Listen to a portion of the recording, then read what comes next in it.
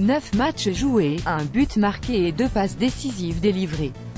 Tel est le maigre bilan qu'affiche Alexis Sanchez depuis qu'il a signé en faveur de Manchester United lors du dernier mercato. C'est donc peu dire que l'attaquant chilien a raté ses débuts avec les Red Devils. Mais doit-on pour autant déjà le montrer du doigt et déplorer qu'il n'ait pas encore eu l'impact escompté sur cette formation? Car, s'il est assurément pour quelque chose dans la période compliquée qu'il traverse, l'ex-Gunner n'a pas non plus été mis dans les meilleures conditions pour pouvoir s'exprimer comme il sait le faire. Et c'est loin d'être un détail s'il s'agit de juger ses premiers pas sous le maillot des Red Devils. Pogba pourrait manquer la réception de Séville. Pour tous joueurs qui arrivent dans une nouvelle équipe, et aussi doué soit-il, il n'est jamais facile de prendre ses marques et s'imposer rapidement. Et c'est le cas à plus forte raison quand la formation en question a beaucoup d'éléments de qualité qui évoluent au même poste.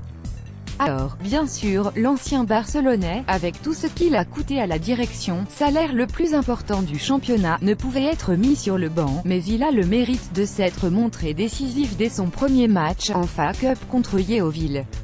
Et avoir aussi marqué à l'occasion de sa première apparition à Old Trafford, contre Huddersfield, sa pire série depuis 2 ans. Voilà pour ce qui est des points positifs concernant Alexis Sanchez.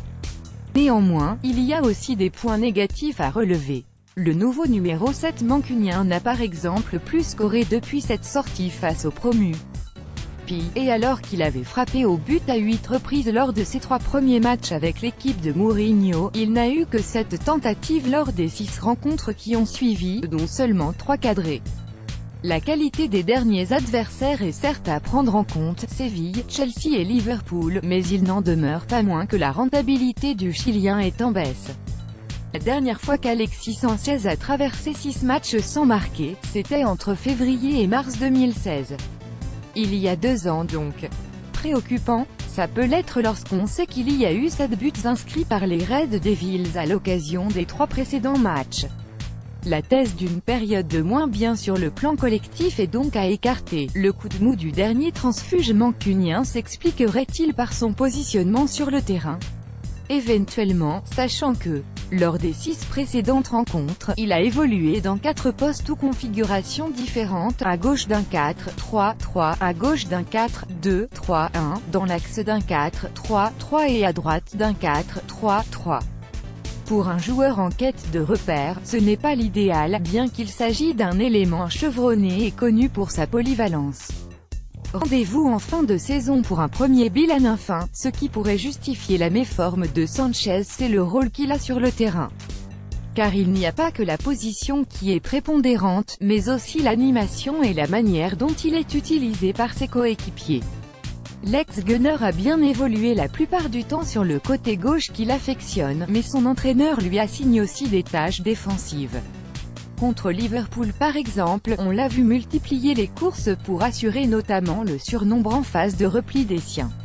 Ce n'est pas sa tasse de thé. Et vu les efforts que cela demande, c'est aussi un facteur susceptible de réduire la lucidité et l'efficacité en phase offensive. Pour résumer, Alexis Sanchez n'est pas au mieux actuellement. Il est moins performant qu'à l'accoutumée et c'est un constat qui ne se discute pas.